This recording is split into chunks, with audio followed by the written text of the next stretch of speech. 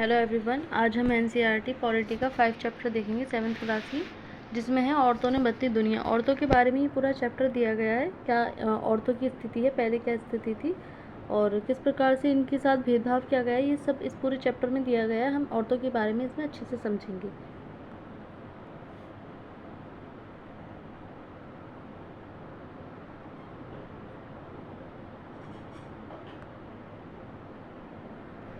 क्या कहता है ये चैप्टर? औरतों ने बदली दुनिया। पिछले अध्याय में हमने देखा है कि किस तरह महिलाओं द्वारा किया जाने वाला घर का काम ही नहीं माना जाता है। हमने पिछले चैप्टर में भी देखा था, 4th चैप्टर में, कि किस प्रकार से एक महिला के काम को घर का जो घर का काम होता है वो काम नहीं माना जाता है, उसके साथ भेदभाव किया जाता है और उस काम के जो कि घंटे भी निर्धारित नहीं होते हैं, वो सुबह से लेकर रात तक काम करती है, फिर भी वो काम नहीं समझा जाता है। हमने ये भी पढ़ा कि घरेलू काम और परिवार के सदस्यों की देखभाल करना पूरे समय का काम है और इस कार्य को प्रारंभ और समाप्त करने का कोई निश्चित समय भी नहीं है। इस अध्याय में हम घर के बाहर के कामों को देखेंगे और समझेंगे कि कैसे कुछ व्यवसाय महिलाओं की अपेक्षा पुरुषों के लिए अधिक उपयुक्त समझे जाते हैं। हम यह भी ज्ञात करेंगे कि समानता प्राप्त करने के लिए स्त्रियों ने कैसे संघर्ष किए। पहले भी और आज भी शिक्षा प्राप्त करना एक ऐसा तरीका है जिससे महिलाओं के लिए नए अवसर निर्मित होते हैं। ये शिक्षा एक माध्यम है जो महिलाओं के लिए आज भी नए नए अवसर निर्मित करती है। साथ ही इस अध्याय में हम हाल के वर्षों में महिला आंदोलनों द्वारा भेदभाव को चुनौती देने के लिए किए जाने वाले विभिन्न प्रकार के प्रयत्नों के बारे में भी इसमें संक्षेप में देखेंगे। एक एक्टिविटी दी गई है बच्चों करने के लिए, क्योंकि 7th क्लास की बुक है तो ऐसी एक्टिविटी दी जाती हैं बच्चों करने के लिए। भारत में 83.6% महिलाएं खेतों में काम करती हैं। उनके कामों में पौधे रोपना, खरपतवार निकालना, फसल काटना और कुटाई करना शामिल है। फिर भी जब हम किसान के बारे में सोचते हैं तो हम एक पुरुष के बारे में ही सोचते हैं। जो अधिकतर किसान होते हैं वह किसान के किसान की छवि अपने दिमाग में लाते हैं कि किसान जो होता है वह एक पुरुष होता है, ना कि औरत। जबकि हमने आंकड़ा देखा, कम अवसर और कठोर अपेक्षाएं। रोजी मैडम की कक्षा के अधिकांश बच्चों ने नर्स के लिए महिलाओं के और पायलट के रूप में पुरुषों के चित्र बनाए।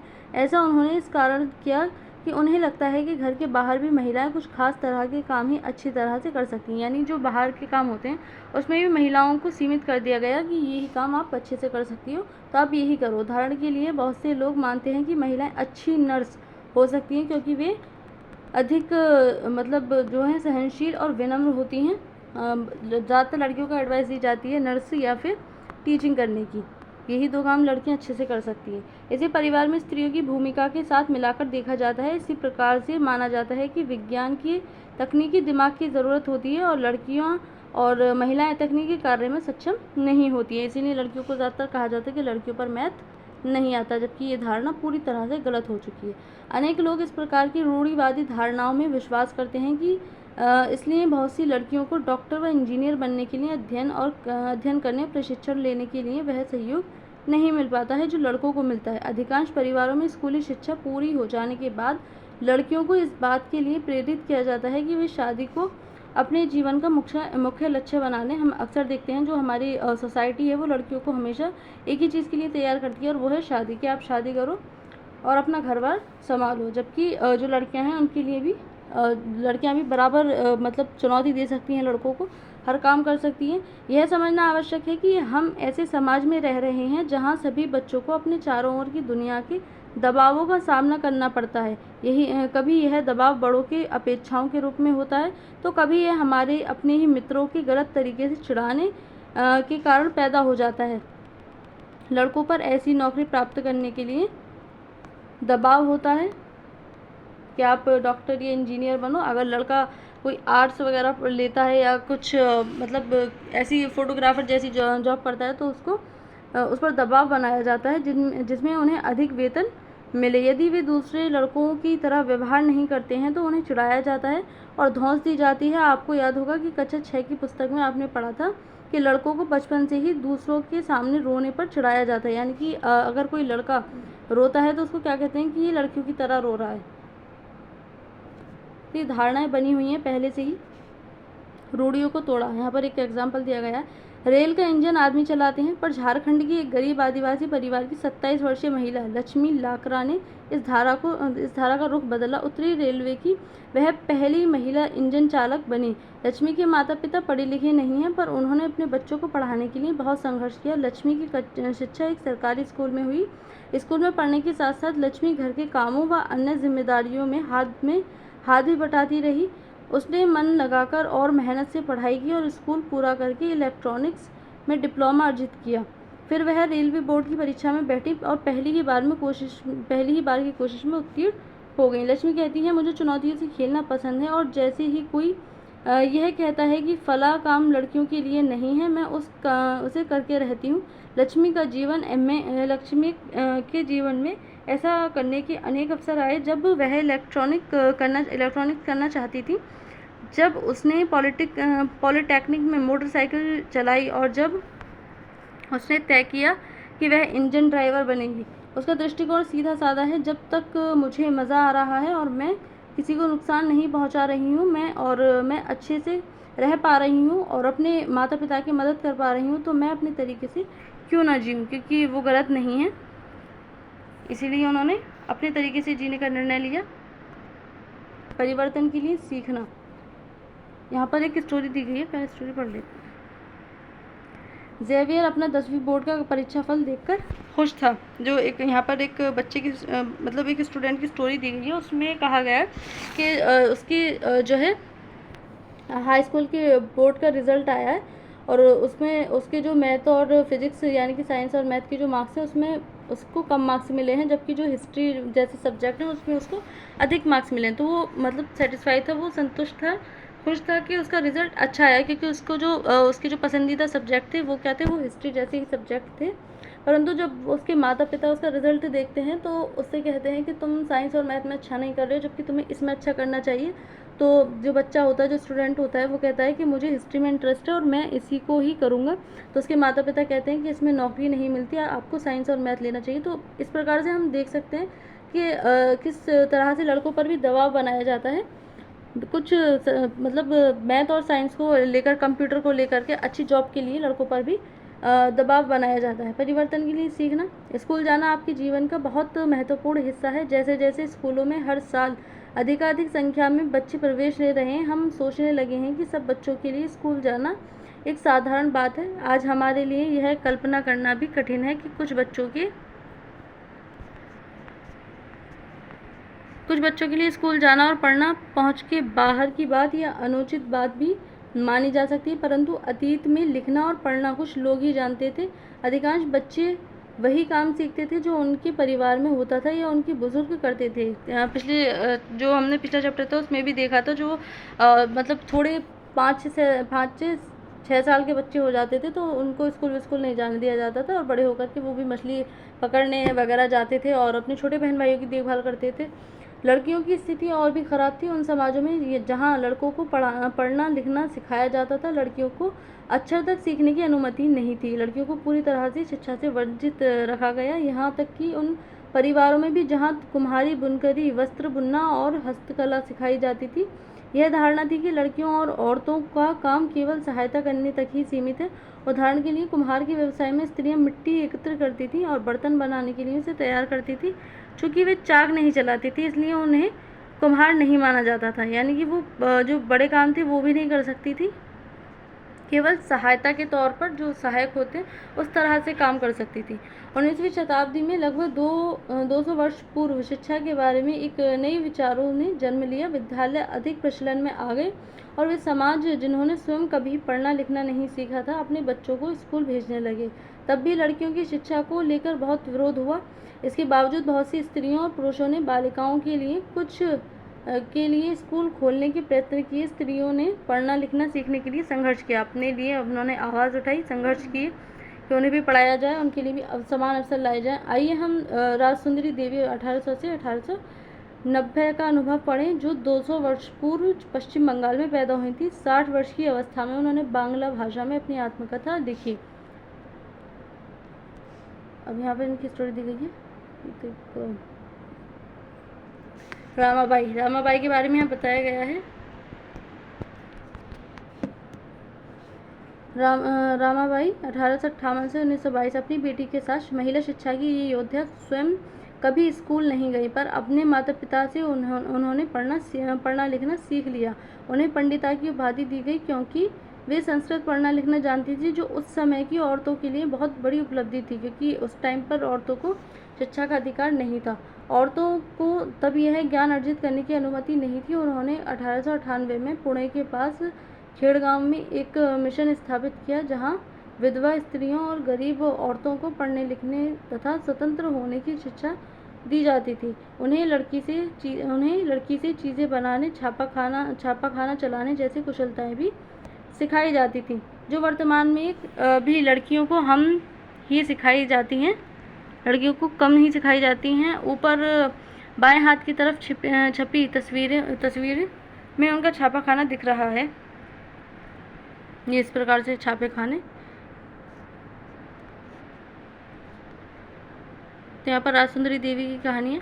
आमार जीवोन किसी भारतीय महिला द्वारा लिखी पहली आत्मकथा है, जो कि राजसुंदरी देवी ने पश्चिम बंगाल की जो थी उन्होंने लिखी है। राजसुंदरी देवी एक धनवान जमींदार परिवार की गृहिणी थी। उस समय लोगों का विश्वास था कि यदि लड़की लिखती पढ़ती है तो वह पति के लिए दुर्भाग्य लाती है और विधवा हो जाती है। यानी कि मतलब उस टाइम की देखो अब धारणा किस प्रकार से बनाई हुई है कि लड़कियों के लिए पढ़ना लिखना वर्जित क्यों है, क्योंकि यदि वो पढ़ती लिखती हैं तो विधवा हो जाती है, मतलब उनकी जो उनका पति है उनकी मृत्यु हो जाती है। इसके बावजूद उन्होंने अपनी शादी के बहुत समय बाद स्वयं ही छुप छुप कर पढ़ना सीखा। शिक्षा प्राप्त करके कुछ महिलाओं ने समाज में स्त्रियों की स्थिति के बारे में प्रश्न उठाए। उन्होंने असमानता के अपने अनुभवों का वर्णन करते हुए कहानियाँ, पत्र और आत्मकथाएं लिखी। अपने लेखों में उन्होंने स्त्री और पुरुष दोनों के लिए सोचने और जानने के लिए नए नए तरीकों की कल्पना की। महिलाओं को, जो मुझे लगता है कि महिलाओं को ना पढ़ने देने का एक कारण यह भी था कि वो यदि पढ़ जाएंगी तो अपने लिए आवाज़ उठाएंगी, जो कि हुआ। उन्होंने अपने संघर्ष किया, उन्होंने अपनी आवाज़ उठाई। जब कुछ स्त्रियां पढ़ गईं, मैं अत्यंत सवेरे ही काम करना शुरू कर देती थी और उधर आधी रात हो जाने के बाद भी काम में ही लगी रहती थी। बीच में भी विश्राम नहीं होता था। उस समय मैं केवल 14 वर्ष की थी। मेरे मन में एक अभिलाषा पनपने लगी, मैं पढ़ना लिखना सीखूंगी और एक धार्मिक पांडुलिपि पढ़ूंगी। मैं अभागी थी। उन दिनों स्त्रियों को नहीं पढ़ाया जाता था। बाद में मैं स्वयं ही अपने विचारों का विरोध करने लगी। मुझे क्या हो गया, स्त्रियां पढ़ती नहीं हैं, क्योंकि जब धारणाएं बनी होती है तो कहीं ना कहीं हमारे दिमाग में भी वही चीज़ें रहती हैं कि नहीं, ये गलत है। फिर मैं कैसे पढ़ूंगी। फिर मुझे एक स्वप्न आया, मैं चैतन्य भागवत एक संत का जीवन पढ़ रही हूँ। यहाँ पर वो अपनी स्टोरी बताती है, जो उनको स्वप्न आता है, पढ़ रही थी। बाद में दिन के समय जब मैं रसोई में बैठी हुई भोजन बना रही थी, मैंने अपने पति को बड़े बेटे से कहते हुए सुना, विपिन, मैंने अपनी चैतन्य भागवत यहाँ छोड़ी है, जब मैं इसे मंगाऊँ तुम इसे अंदर ले आना। वे पुस्तक वहीं छोड़कर चले गए। जब वो पुस्तक अंदर रख दी गई, मैंने चुपके से उसका एक पन्ना निकाल लिया और सावधानी से उसे छुपा दिया। उसे छुपाना भी एक बड़ा काम था, क्योंकि किसी को भी वह मेरे हाथ में नहीं दिखना चाहिए था, अन्यथा अनर्थ माना जाता। मेरा सबसे बड़ा बेटा उस समय ताड़ के पत्तों पर लिखकर अक्षर बनाने का अभ्यास कर रहा था। उसमें से भी मैंने एक छिपा दिया। जब मौका मिलता मैं जाती और उस पन्ने के अक्षरों का मिलान अपने याद किए गए अक्षरों से करती। मैंने उन शब्दों का भी मिलान करने की कोशिश की जो मैं दिन भर में सुनती रहती थी। अत्यधिक जतन और कोशिशों के एक लंबे समय के बाद मैं पढ़ना लिखना सीख गई। तो उन्होंने किस प्रकार से मतलब कि चोरी चुपके से पढ़ना लिखना सीखा, यहाँ हम देख सकते हैं उनकी कहानी में। राजसुंदरी देवी के अक्षर ज्ञान ने उन्हें चैतन्य भागवत पढ़ने का अवसर दिया। स्वयं अपने लेखन से उन्होंने संसार को उस समय की स्त्रियों के जीवन के बारे में जानने का एक अवसर दिया। राजसुंदरी देवी ने अपने दैनंदिन जीवन के अनुभवों को विस्तार से लिखा है। ऐसे भी दिन होते थे जब उन्हें दिन भर में क्षण भर का भी विश्राम नहीं मिलता था। इतना भी समय नहीं कि वह ज़रा बैठकर कुछ खा ही ले। तो मतलब इतना कार्य करने के बाद भी स्त्रियों का जो है मतलब कार्य नहीं माना जाता है। राजसुंदरी देवी, और यहाँ पर एक और स्टोरी दी गई है रुकैया बेगम की। रुकैया सखावत हुसैन और लेडी लैंड का उनका सपना, ये भी स्वप्न देखती हैं। रुकैया सखावत हुसैन 1880 से 1932 एक धनी परिवार में पैदा हुई थी, जिसके पास बहुत ज़मीन थी। यद्यपि उन्हें उर्दू पढ़ना और लिखना आता था, परंतु उन्हें बांग्ला और अंग्रेज़ी सीखने से रोका गया। उस समय अंग्रेज़ी को ऐसी भाषा के रूप में देखा जाता था जो लड़कियों के सामने नए विचार रखती थी, जिन्हें लोग लड़कियों के लिए ठीक नहीं मानते। इसलिए अंग्रेज़ी अधिकतर लड़कों को ही पढ़ाई जाती थी। रुकैया ने अपने बड़े भाई और बहन के सहयोग से बांग्ला और अंग्रेज़ी पढ़ना और लिखना सीखा। आगे जाकर भी एक लेखिका बनी। 1905 में जब वे केवल 25 वर्ष की थी, तब अंग्रेज़ी भाषा के कौशल का अभ्यास करने के लिए उन्होंने एक उल्लेखनीय कहानी लिखी, जिसका शीर्षक था सुल्तान का स्वप्न। कहानी में सुल्तान नामक एक स्त्री की कल्पना की गई थी, जो लेडीलैंड नाम की एक जगह पहुंचती है। लेडीलैंड ऐसा स्थान है जहां पर स्त्रियों को पढ़ने, काम करने और आविष्कार करने की स्वतंत्रता थी। इस कहानी में महिलाएं बादलों से होने वाली वर्षा को रोकने के लिए उपाय खोजती हैं और हवाई कारें चलाती हैं। लेडीलैंड में पुरुषों की आक्रामक बंदूकें और युद्ध के अन्य अस्त्र शस्त्र स्त्रियों की बौद्धिक शक्ति से हरा दिए जाते हैं और पुरुष एक अलग थलग स्थान में भेज दिए जाते हैं। सुल्तान लेडीलैंड में अपनी बहन साराह के साथ यात्रा पर जाती हैं। तभी उसकी आँख खुल जाती है और उसे पता चलता है कि वह तो केवल स्वप्न देख रही थी। तभी से उनके दिमाग में एक चीज़ उत्पन्न होती है महिलाओं की शिक्षा को लेकर। स्त्रियों के हवाई जहाज़ और कारें चलाने का स्वप्न देख रही हैं, जब लड़कियों को स्कूल तक जाने की अनुमति नहीं थी। इस तरह से शिक्षा ने रुकैया का जीवन बदल दिया। रुकैया केवल स्वयं शिक्षित होकर संतुष्ट नहीं हुई, उनकी शिक्षा ने उन्हें स्वप्न देखने और लिखने की ही शक्ति नहीं दी, वरन उससे भी अधिक करने की शक्ति दी। 1910 में उन्होंने कोलकाता में लड़कियों के लिए एक स्कूल खोला, जो आज भी कार्य कर रहा है। यानी कि अपनी शिक्षा को न सिर्फ अपने तक सीमित रखा, बल्कि आगे तक भी उन्होंने फैलाया और लड़कियों को और भी शिक्षित बनाने की उनकी कोशिश जारी हो गई। वर्तमान समय में शिक्षा और विद्यालय। आज के युग में लड़के और लड़कियां विशाल संख्या में विद्यालय जा रहे हैं, लेकिन फिर भी हम देखते हैं कि लड़कों और लड़कियों की शिक्षा में अंतर है। भारत में हर 10 वर्ष में जनगणना होती है, जिसमें पूरे देश की जनसंख्या की जनगणना की जाती है। इसमें भारत में रहने वालों के जीवन के बारे में भी विस्तृत जानकारी एकत्रित की जाती है। हमने देखा जो जनसंख्या जनगणना है वो की जाती है, मतलब कि भारत में कितने जनसंख्या है, अभी कौन कौन क्या क्या व्यवसाय करता है, कौन शिक्षित है, कौन अशिक्षित है, कितने परिवार में कौन कौन लोग हैं, तो वो सारी चीज़ें इसमें बताई जाती हैं, जैसे उनकी आयु, पढ़ाई, उनके द्वारा किए जाने वाले काम आदि। इस जानकारी का इस्तेमाल हम अनेक बातों के आकलन के लिए करते हैं, जैसे शिक्षित लोगों की संख्या तथा स्त्री और पुरुषों का अनुपात। 1961 की जनगणना के अनुसार सब लड़कों और पुरुषों 7 वर्ष एवं उससे अधिक की आयु के 40% शिक्षित था, अर्थात वे कम से कम अपना नाम लिख सकते थे। इसकी तुलना में लड़कियों तथा स्त्रियों का केवल 15% ही भाग ऐसा स्थित था। 2011 की जनगणना के अनुसार लड़कों व पुरुषों की यह संख्या बढ़कर 82% हो गई और शिक्षित लड़कियों तथा स्त्रियों की संख्या बढ़कर 65% हो गई। इसका आशय यह हुआ कि पुरुषों और स्त्रियों दोनों के बीच ऐसे लोगों का अनुपात बढ़ गया जो पढ़ लिख सकते हैं और जिन्हें कुछ हद तक शिक्षा मिल चुकी है। तो 2011 से अब तक जनगणना नहीं हुई, 2021 में होनी थी, लेकिन कोरोना की वजह से यह नहीं हो पाई, तो अभी हो सकती है, देखो 26 में या 27 में। लेकिन जैसा कि आप देख सकते हैं, अब भी स्त्रियों की तुलना में पुरुषों की प्रतिशत अधिक है। इनके बीच का अंतर अभी समाप्त नहीं हुआ है पूरी तरह से। हम देख सकते हैं जो शिक्षा में अंतर है स्त्रियों पुरुषों को लेकर के, वो ख़त्म नहीं हुआ है, अभी भी है, पर पहले की अपेक्षा कम है। नीचे दी गई तालिका में विभिन्न वर्गों के लड़कों व लड़कियों का प्रतिशत दर्शाया गया है जो बीच में ही विद्यालय छोड़ देते हैं। अनुसूचित जाति SC और अनुसूचित जनजाति ST के लड़के और लड़कियों में इनमें शामिल हैं। तो यहाँ पर डेटा दिया गया है। स्कूल शिक्षा में औसत वार्षिक ड्रॉप आउट दर 2014 से 15। यहाँ प्राथमिक शिक्षा 1 से 15 तक के लड़के जो हैं 4.36 और लड़कियाँ 3.88।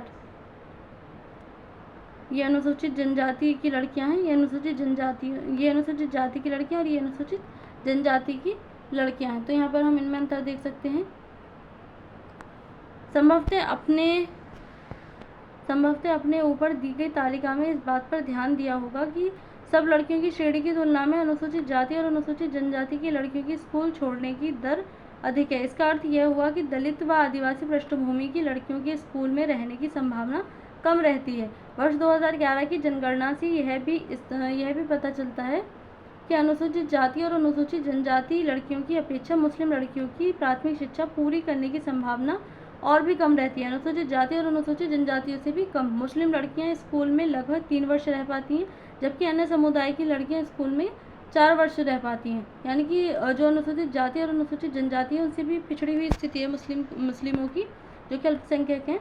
दलित, आदिवासी और मुस्लिम वर्ग के बच्चों के स्कूल छोड़ देने के अनेक कारण हैं। देश के अनेक भागों में, विशेषकर ग्रामीण और गरीब क्षेत्रों में नियमित रूप से पढ़ाने के लिए ना उचित स्कूल हैं, ना ही उचित शिक्षक। यदि विद्यालय घर के पास ना हो और लाने ले जाने के लिए किसी साधन जैसे बस या वैन आदि की व्यवस्था ना हो, तो अभिभावक जो उनके परिवारजन होते हैं लड़कियों को स्कूल नहीं भेजना चाहते। जो लड़के होते हैं उनको तो कितनी भी दूर भेज देते हैं, लेकिन लड़कियों को नहीं भेजते यदि उनके आसपास ही शिक्षा यानी कि स्कूल वगैरह नहीं है। तो ऐसे में कुछ परिवार अत्यंत निर्धन होते हैं और अपने सब बच्चों को पढ़ाने का खर्च नहीं उठाते हैं, यानी कि एक गरीबी भी इसका कारण है। ऐसी स्थिति में लड़कों को प्राथमिकता मिल सकती है। बहुत से बच्चे इसलिए भी स्कूल छोड़ देते हैं क्योंकि उनके साथ उनके शिक्षक और सहपाठी भेदभाव करते हैं। एक कारण भेदभाव भी है इसका, शिक्षा को छोड़ने का। 2014 में शुरू की गई बेटी बचाओ बेटी पढ़ाओ अभियान, जो कि प्रधानमंत्री नरेंद्र मोदी ने 2014 में शुरू किया था, और इसके बाद लड़कियों की शिक्षा में अत्यधिक बदलाव देखने को मिले हैं। यहाँ पर महिलाओं के द्वारा किए गए आंदोलन हैं जो उनके भेदभाव को खत्म करने के लिए महिलाओं द्वारा चलाए गए। जब महिलाओं और लड़कियों को पढ़ने का और स्कूल जाने का अधिकार है, अन्य क्षेत्र भी हैं जैसे कानूनी सुधार, हिंसा और स्वास्थ्य, जहाँ लड़कियों और महिलाओं की स्थिति बेहतर हुई है। ये परिवर्तन अपने आप नहीं आए हैं, औरतों ने व्यक्तिगत स्तर पर और आपस में मिलकर इन परिवर्तनों के लिए संघर्ष किए हैं। इन संघर्षों को महिला आंदोलन कहा जाता है, जो महिलाओं के द्वारा आंदोलन किए गए हैं। देश के विभिन्न भागों से कई औरतें और कई महिला संगठन इस आंदोलन के हिस्से हैं। कई पुरुष और महिला भी आंदोलन का समर्थन करते हैं। इस आंदोलन में जुटे लोगों की मेहनत, निष्ठा और उनकी विशेषताएं इसे एक बहुत ही जीवंत आंदोलन बनाती हैं। इसमें चेतना जागृत करने, भेदभाव का मुकाबला करने और न्याय हासिल करने के लिए विभिन्न रणनीतियों का उपयोग किया गया है। इनकी कुछ झलकियाँ आप यहाँ देख सकते हैं। मतलब यहाँ पर कुछ आंदोलन के उदाहरण दिए गए हैं। ये रहे अभियान। भेदभाव और हिंसा के विरोध में अभियान चलाना महिला आंदोलन का एक महत्वपूर्ण हिस्सा है, जो खुद को बराबरी के लिए, समानता के लिए उन्होंने आंदोलन चलाए। अभियानों के फलस्वरूप नए कानून भी बने। सन 2006 में एक कानून बना है जिससे घर के और अंदर शारीरिक और मानसिक हिंसा को भोग रही औरतों की कानूनी सुरक्षा दी गई है। क्योंकि हमने देखा न सिर्फ शिक्षा का अधिकार ही नहीं था महिला के पास, बल्कि उनके साथ जो बुरा बर्ताव है वो भी किया जाता था। इस तरह महिला आंदोलन के अभियानों के कारण 1997 में सर्वोच्च न्यायालय ने कार्य के स्थान पर और शैक्षणिक स्थानों में महिलाओं के साथ होने वाली यौन प्रताड़ना से उन्हें सुरक्षा प्रदान करने के लिए दिशा निर्देश जारी किए हैं। एक और उदाहरण देखें तो 1980 के दशक में देश भर की महिला संगठनों ने दहेज हत्याओं के खिलाफ आवाज़ उठाई, क्योंकि हमने पहले देखा था एक तो दहेज की मांग बहुत ज़्यादा थी और दूसरा दहेज ना मिलने पर जो थी महिलाओं के साथ क्रूरता की जाती थी, उनको यहाँ तक कि मार तक दिया जाता था। नवविवाहित युवतियों को उनके पति और ससुराल के लोगों द्वारा दहेज के लालच में मौत के घाट उतार दिया जाता था। महिला संगठनों द्वारा इस बात की कड़ी आलोचना की गई कि कानून अपराधियों का कुछ नहीं कर पा रही है। इस मुद्दे पर महिलाएं सड़कों पर निकल आईं। उन्होंने अदालत के दरवाजे खटखटाए और आपस में अनुभव व जानकारियों का आदान प्रदान किया। अनंततः यह समाज का एक बड़ा सार्वजनिक मुद्दा बन गया है और अखबारों में छाने लगा। दहेज से संबंधित कानून को बदला गया ताकि दहेज मांगने वाले परिवारों को दंडित किया जा सके।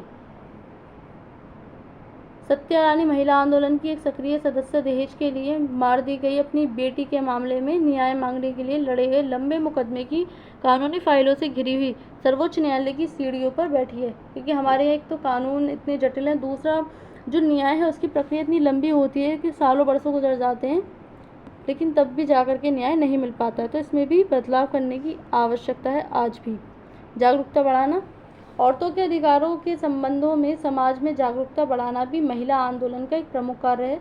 गीतों, नुक्कड़ नाटकों व जनसभाओं के माध्यम से वह अपने संदेश लोगों के बीच पहुंचाती हैं। विरोध करना, जब महिलाओं के हितों का उल्लंघन होता है जैसे किसी कानून अथवा नीति द्वारा, तो महिला आंदोलन ऐसे उल्लंघनों के खिलाफ आवाज़ उठाता है। लोगों का ध्यान खींचने के लिए रैली, प्रदर्शन आदि बहुत असरकार तरीके होते हैं ताकि लोगों का ध्यान उन तक खिंच सके। बंधुत्व व्यक्त करना, न्याय के अन्य मुद्दों व औरतों के साथ बंधुत्व व्यक्त करना भी महिला आंदोलन का ही हिस्सा है। 8 मार्च अंतर्राष्ट्रीय महिला दिवस को दुनिया भर की औरतें अपने संघर्षों को ताज़ा करने और जश्न मनाने के लिए इकट्ठी होती हैं। 8 मार्च को अंतर्राष्ट्रीय महिला दिवस हम देख सकते हैं जो महिलाओं के लिए जागरूकता के रूप में मनाया जाता है। हर साल 14 अगस्त को वाघा में भारत पाकिस्तान की सीमा पर हजारों लोग इकट्ठा होते हैं, एक सांस्कृतिक कार्यक्रम आयोजित करते हैं। ऊपर की तस्वीर में भारत और पाकिस्तान के लोगों के बीच बंधुत्व प्रदर्शन करते हुए औरतें जलती हुई मोमबत्तियाँ उठा रही हैं। इस प्रकार से ये पूरा जो चैप्टर था वो है, इसमें हमने महिलाओं की स्थिति देखी कि महिलाओं ने किस प्रकार से संघर्ष किए हैं जब जाकर उनको उनकी बराबरी मिली है। लेकिन आज भी हम देख सकते हैं अभी भी महिलाओं की स्थिति काफ़ी पिछड़ी हुई है। तो हमें ज़्यादा से ज़्यादा कोशिश करनी चाहिए, ना सिर्फ कानूनी रूप से, राजनीतिक रूप से, बल्कि सामाजिक रूप से भी समाज में महिलाओं की स्थिति को बेहतर करना चाहिए। समाज को अपनी सोच बदलनी चाहिए महिलाओं के बारे में, तभी जाकर के महिलाएं आगे बढ़ सकती हैं तथा महिलाओं को अपनी लिए आवाज़ उठानी चाहिए और उनमें जागरूकता होनी चाहिए। ना सिर्फ शिक्षा जो है वह जॉब के लिए दी जानी चाहिए, बल्कि महिलाओं को जागरूक करने के लिए भी शिक्षा को लाया जाना चाहिए। तो इस चैप्टर में इतना ही था। Thank you.